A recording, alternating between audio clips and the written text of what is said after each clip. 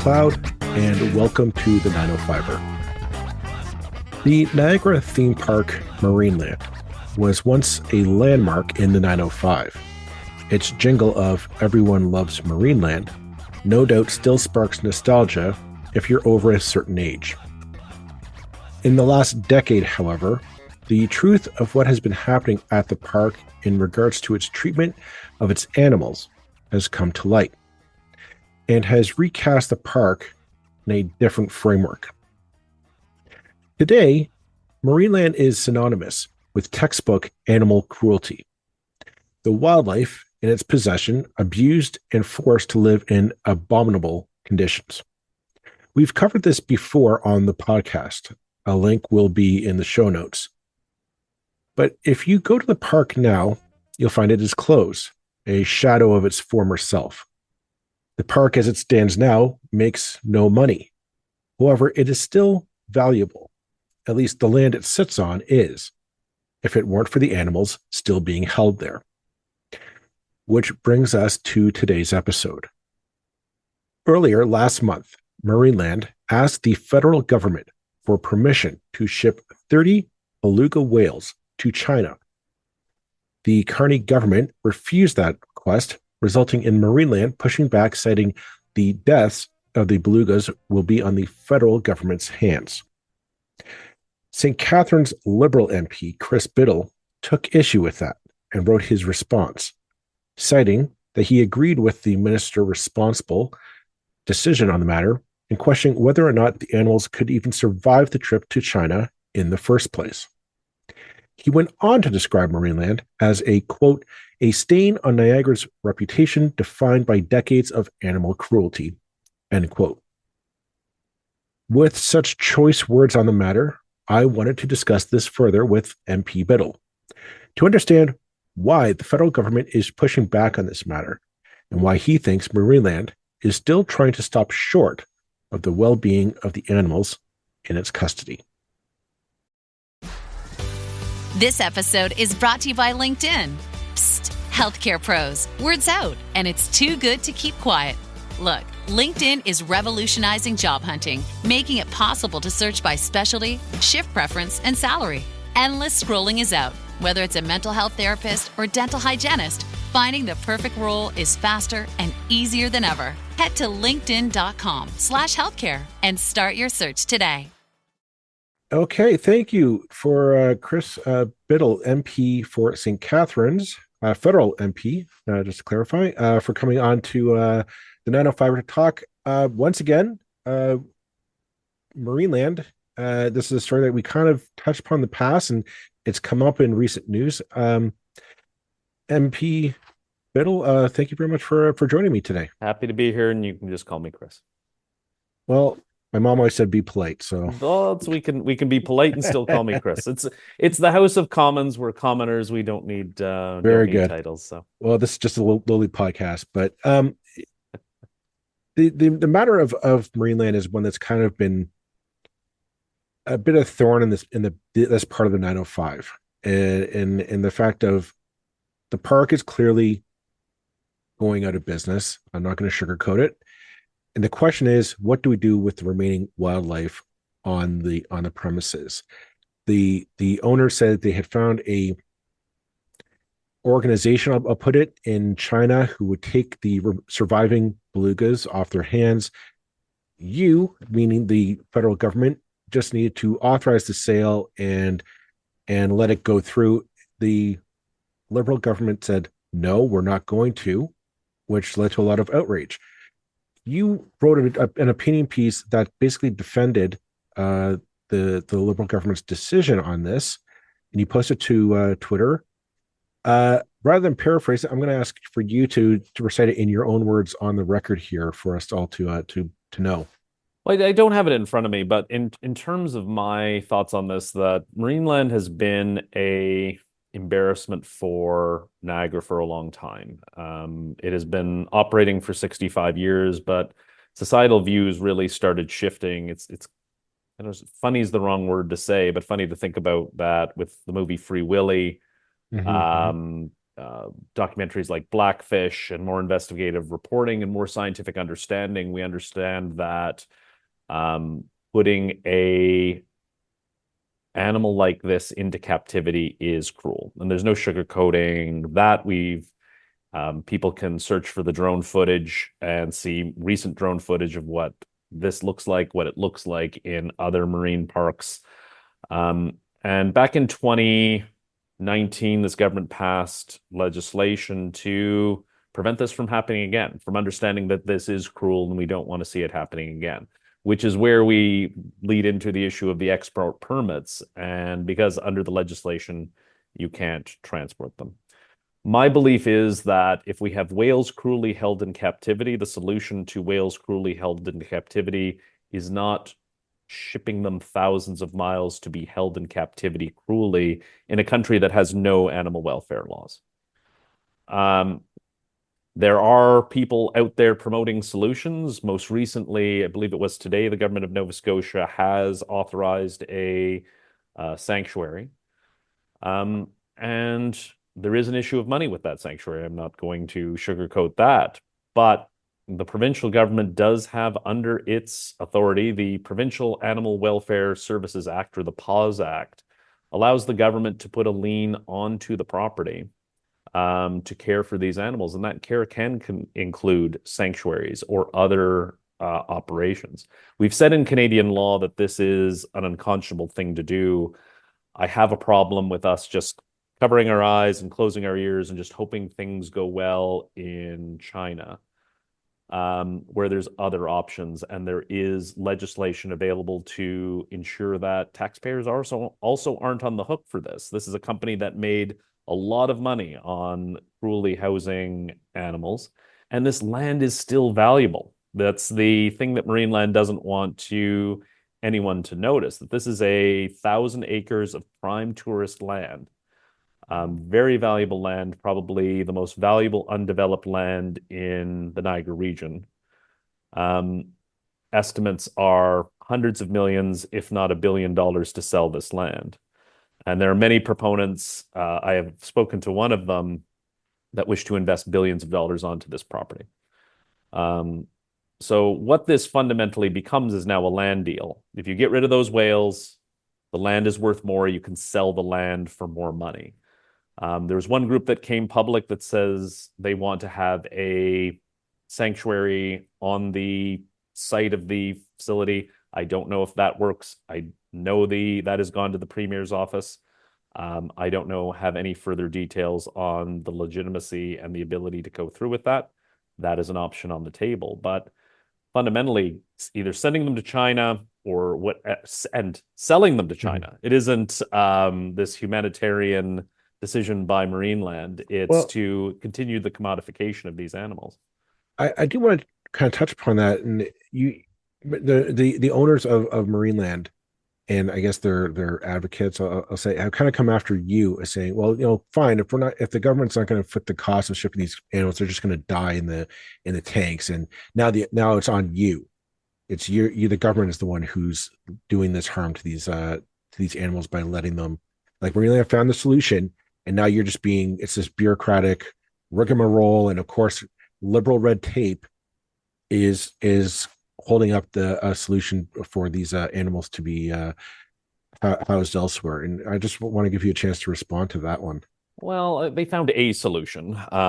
They didn't find a good solution, and they found the solution that'll put more money in their pockets in the easiest way possible. And hopefully out of sight, out of mind. Hopefully a country with no animal welfare laws will treat them well. It's funny, we talk about red tape in terms of regulation, but I think this is something that Canadians support, and it speaks to the dying model that is Marineland, that Canadians are disgusted by whales in captivity. There are other options out there. There are provinces that have reached out. There are financial options, but again, this is one of those, comes down to, you break it, you buy it. They've abused these animals. This has been a cruel system that has been in place. There is still money in this park and in this land that can pay for these sanctuaries that can exist, that can be developed, The government of Nova Scotia has stepped up to improve it. We need the provincial government to also do the right thing. I can appreciate a corporation does not want to pay tens of millions of dollars out of the potential sale of their land to transport whales or to come up with a different plan. But this notion that they are broke is a fiction. I'm sure if they came with their books, the corporation is not bringing in any money and there's only costs, but the land value is enormous. And so a solution that can find the right thing for these whales, that they are cared for, if they are just released in the wild, and I know I've talked to a lot of people who say, oh, we should do that. Unfortunately, they will starve to death. That is not a reasonable solution. But there is an option. There are sanctuaries available that can be explored out of the proceeds of the sale of this land. And we just need the government of Ontario to step up and do the right thing. So I just want to clarify a point there. So if you said there's a facility or a site in Nova Scotia, possibly other provinces who would house these animals, but the cost, say, of transporting these animals to the said site, and maybe a deposit down, just hypothetically in terms of welfare or just the initial intake cost that might be associated with these animals. At no point would the federal government be spending tax dollars on that process if Marineland came to you and said, listen, we'll transport them to Nova Scotia, but you got to foot the cost of shipping them down to 401. Is that something that you would be entertained, or would you just say no, like, you, as you said, you broke it, you buy it? I stand by that. Like, if this was a park that was truly bankrupt and truly had no assets, and then we would be having a different discussion in terms of what is the role of government in this place. Governments did allow this to happen municipally, provincially, and federally for 65 years. It existed as a legal entity under our laws. But fundamentally, the only way I could see taxpayers' dollars being used, if, again, the province stepped up and put a lien on this property, I could see us or the province upfronting the costs to be repaid back through a lien once the property is sold. And there are plenty of companies looking to invest in this property. It is a desirable piece of land at a premium price. And it still leaves whoever the shareholders are of this corporation a lot of money. And again, everyone wants more, and you want to get the best price out of that land. And you're right, transporting these whales either up the 401, or whether it's Nova Scotia, or I don't even know how you pack them up and send them to China, which is the question of whether these animals can survive a trip that far is beyond my expertise, but people have raised questions about that. There is money in this park, and there's still money in this park to do that and still provide a good profit for the shareholders at the end of the day, which I can appreciate they don't want. But again, you break it, you buy it. And they have created this system, commodified these whales, and now have to deal with the consequences. Well, like, I guess I'll try and play devil's advocate here for the sake of it. But I mean, my argument would be the land is now worthless, though, because there's animals there. Somebody buys the land for whatever purpose, whether to turn into a development, housing, business, whatever you want to do with it. I don't know. The animals are still there, and that is a huge disincentive for any interested party. Say, well, I'll buy the land, buy it as is. That's a big question. So the argument is, well, yeah, the land is only worth as you said, billions of dollars, as long as the animals aren't there. As long as the animals are there, it's a kind of almost a catch-22 situation here. And I'm just wondering, how do you square that away? Because yeah, you might make the money back off the sale of the land, but you're going to be out of pocket, a couple million, maybe hundreds of millions of dollars for the time being. Yeah, and understandably, if we put the lien on the property, again, that allows for government to step in, understanding that we will be paid back for the cost of the care of the animals. This is what the Pause Act was designed for. Probably never thinking about a situation at this scale, probably thinking about a roadside zoo or something much smaller, but the same applies here, that government can step in and provide these upfront costs. We do have the capacity to do that, understanding that we would be reimbursed and that the land would be cleared. Again, there is one proponent. I don't know the details. I'm sure they're offering, in to be fair to you, I'm sure they're offering a lower price we'll buy the land, have a sanctuary for the whales. I'm sure they're offering less for the land than other entities are, which may be why this isn't a desirable purchase for Marineland. But there is someone out there willing to do that, also invest $6 billion on the property, which I was impressed at. But I know there's other developers, having talked to the mayor of Niagara Falls, there are other developers who are keenly interested in this to invest substantially in this land. So it's not a random piece of land in the middle of nowhere somewhere in Ontario. This is prime tourist land that we know has a substantial value that we won't lose money, so to speak, should the province of Ontario step forward, lean the land, and do the right thing and ensure the best care for these animals. Have you? I know you're at the federal level, but federal and provincial governments get together and do all sorts of wonderful things. In this situation, has there been any talk of moving ahead, as you said, with the lean and kind of stepping in just to facilitate this transition? Only because these animals have been in this state for years now. I'm going to say almost decades as it's come out.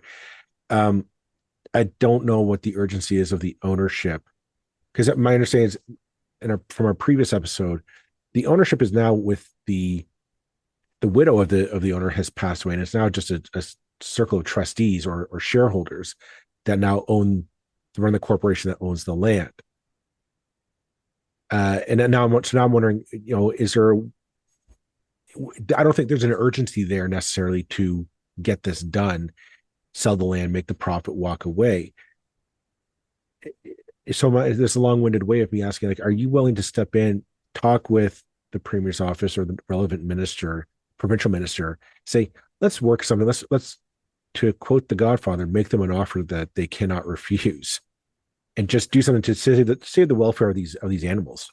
Well, I know there's been basic discussions. I am member of parliament. I'm not in the cabinet or in these higher level discussions. I know there have been, in speaking to the minister and the prime minister's office, I think there have been some low level discussions between the two levels of government, but I don't know that there has been much in the way of movement going forward. It's hard to tell. I know, again, I'm sure our government would be willing to work with whatever government wants to step up. Right now, Nova Scotia has approved the sanctuary, so there is a path forward. And I'm sure there would be a willingness to discuss how do we get there. From my standpoint, again, like for a company, I'm sure its books say, and where the urgency comes in is that, well, look, we ran out of money. We can show you the books, but everyone knows like what your assets are is a completely another story. And so I don't accept their playing poor act that they've been portraying, and that this is as dire as they're putting it out there. There is a path forward. There is a way to do this. My hope that Marineland would do it of their own accord. But at this point, especially with the family no longer involved, I don't think they care about the PR ramifications of either whales dying, whales being sold, or whales being mistreated in China. They just want to receive the most amount of money for the piece of land, which is their right as the owner. But at the same time, I think we have to right the wrong that is the care for these animals. I guess that listeners might be sitting there, and we're thinking of the speed at which government works. I'm sure you as a backbench MP probably know this better than any of us. The speed at which government works when you look at a problem, and that I guess those of us who don't want to see these animals suffer anymore and want to see them live with the remainder of their lives in best comfort, know there's a ticking clock here. Like they are not going to live forever. You know what? I guess how do we solve this? Then let it like light the fire underneath the required the interested parties' butts, so to speak, so that the wheels start moving and we just don't stand. We're not just standing in the room staring at each other saying, "Well, who goes first?" Right? And yeah, you're absolutely right. And sometimes it seems like government's an unwieldy battleship that it takes a long time to steer it even a little bit. But when we're dealing with things like this that tug at the emotional heartstrings of people, government can move sometimes quicker than you think. I think the key is, and this is with any case, is let the appropriate level of government know if you want to call your member of parliament, great, but like calling your member of provincial parliament is key because the legislation is there. It doesn't, if this required change to legislation, is like, oh, it's probably going to take a year or two if we're being honest.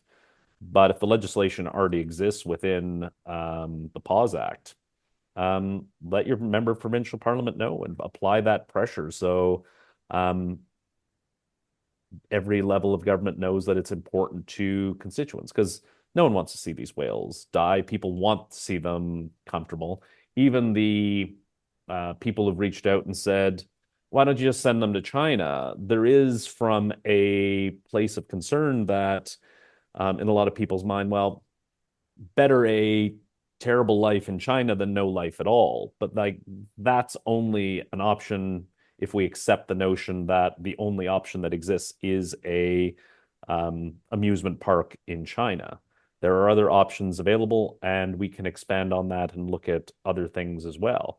Well, The common denominator will be money, which we've discussed, and the options of getting that, and it'll become where government is comfortable to intervene and intervene under the powers that exist to them. well, it's kind of a damning indictment of us as a society. If we're like, well, the only option is a horrible life in China, but we can't find a decent life in Canada for them. I'm, you know, I know you're the politician. You can't say that, but I will because I'm a lowly podcaster. But I mean that does say something like I like to think that we can achieve great things in Canada. We can provide the welfare of animals in distress, a decent, the remainder of their days in dignity, as how I would phrase it. Well, it's funny. I just texted a reporter before unrelated to this issue. I texted a reporter, "Oh, I'm being optimistic on this thing. I'm not usually that type of person, but if we look at where we've come, a week ago, we would have said, well, the Nova Scotia sanctuary option wasn't an option to begin with, which was something that Marineland was keen to tell us. As of today, that option exists. It's not available at the moment for all the whales that exist, but there's an option for 10 whales to live their lives there.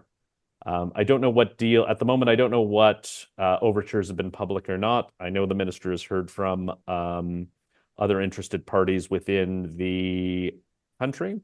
But again, it'll become how do we fund it? And to a T, people want to see us provide care and a safe outcome for these whales. That is clearly what I hear. That's clearly what we see. And there may be a difference of where we send them or how we do it. That is a unifying thing that can move government faster than I think normally can. Because again, a few days ago, that whale sanctuary was never going to happen in Nova Scotia. But with the work and pressure from especially animal welfare groups, you can see governments move a lot quicker than you may not see on a lot of other issues. The question I can tell my listeners are going to be asking me to ask you on this after all that is, okay, if it's a matter of putting pressure or just political, I guess, pressure on the provincial parties, have you reached out to your provincial counterpart in St. Catharines, who I believe is Paul Calandra? You can correct me if I'm wrong. No, I have Jenny Stevens in St. Catharines. I've talked to no, then I was mistaken. Sorry. That's okay. It's all good. I've talked to Jenny Stevens, who's the MPP for St. Catharines, and Wayne Gates, who's the member of provincial parliament for the riding next door, which is Niagara Falls. And again, they have concerns and have expressed similar concerns about the government acting to move forward. Yeah. Can I just say something? Sure. How much of a win would this be if you had a Liberal MP, an NDP MPP, and a Progressive Conservative MPP, all three parties coming together to solve this issue? Oh, it's like I'm just saying, like that is a pretty in this climate. No one, at the end of the day, no one cares. No one cares about the win, who's getting the win. At the end of the day, I don't need a win on this. I just want to see these whales cared for. And I'm happy to point to the legal frameworks that exist. If there is a requirement that the federal government needs to step up within the frameworks that I've discussed, I'm happy to go to bat. I'm happy to meet with, as I've met with Jenny and Wayne, I'm happy to meet with whomever to discuss this. And I hope those discussions are taking place at the ministerial level and between PMO and the Premier's office. I'm happy to facilitate that. I'm always happy to work across party lines. I know at this time it seems impossible. That can never happen. Through 10 years in federal government, I've been surprised at many of the deals that we've been able to accomplish with the Ford government. And this is just another one of those things that I think if we work together, roll up our sleeves, the solutions are there, the levers are there to do it. It doesn't take any legislation, which makes this a great deal easier. Well, as they'll say in Poli-Sci 101, politics is the art of the possible. So we shall wait with bated breath and see what happens next. We all hope that there's a positive outcome of this story and that those animals find a good home, ideally still here in Canada or in a comparable country. But thank you very much, MP Chris Bittle from St. Catharines, for coming on at the end of your day. I'm thankful that you managed to fit me in your busy schedule, but thank you very much, and we'll keep an eye on this story as it unfolds. My pleasure. Happy to talk. Thanks, Joel. This episode is brought to you by Netflix. New players, new games, new rules. Squid Game, The Challenge returns for a gripping second season. 456 contestants from all walks of life, competing in the ultimate test of strategy, alliances, and endurance. For a life-changing prize of $4.56 million. With stakes this high, why make friends when you can make millions? Watch Squid Game, The Challenge Season 2, only on Netflix November 4th.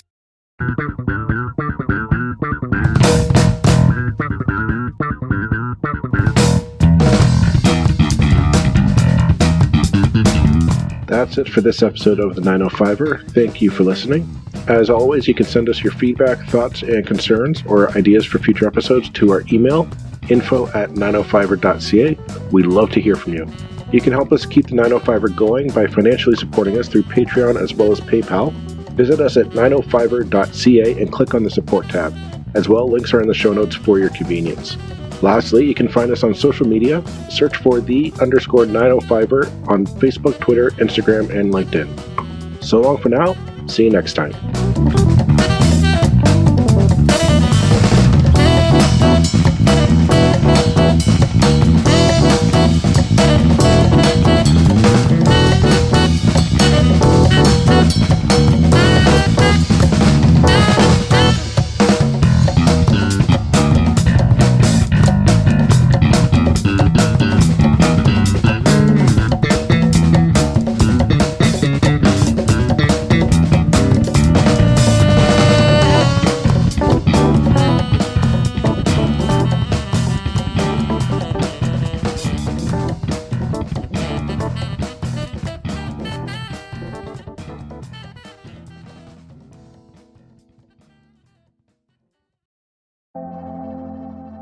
Motherhood is complex. One minute you're soaking up the sweetest, most heart-melting moments with your kids, and the next you're hiding in the pantry with a fistful of chocolate, wondering if you're the only one making it all up as you go. Spoiler, we all are. I'm Scotty, a mom of 3, life coach and intuitive who finally said screw it. I'm done trying to do motherhood the quote right way, and I started trusting my mom tuition instead. because the right way is whatever works for you. Momplex is where we cut through the noise, ditch the guilt, and figure out how to actually enjoy being a mom without losing ourselves in the process. I'm not here to tell you how to parent. I'm here to help you stop overthinking, stop comparing, and stop feeling like you're failing because you're actually doing so much better than you think. This is a real, unfiltered, explicit as hell mom talk that you will not get in the carpool line. So let's do this. Real convos, lots of laughs, and a whole lot of truth bombs. Welcome to Momplex. P.S. This podcast is explicit. So unless you want your kids casually dropping F-bombs at preschool, grab your earbuds, mama.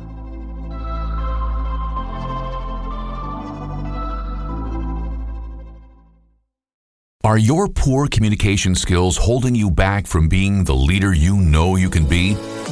The Master Communicator is a podcast that can help you improve your communication skills in just a few minutes a week. I'm David Tyler, a broadcaster and communication coach, and each week I deliver bite-sized masterclasses for busy leaders like you. Each episode is packed with practical techniques and strategies to help you navigate challenging conversations, delivering impactful messages, and inspire your team. Whether you're looking to enhance your executive presence, build a culture of trust, or simply lead with more confidence, the Master Communicator is your go-to resource. Subscribe now and start your journey to becoming the leader you were meant to be. Transform your communication skills, one episode at a time.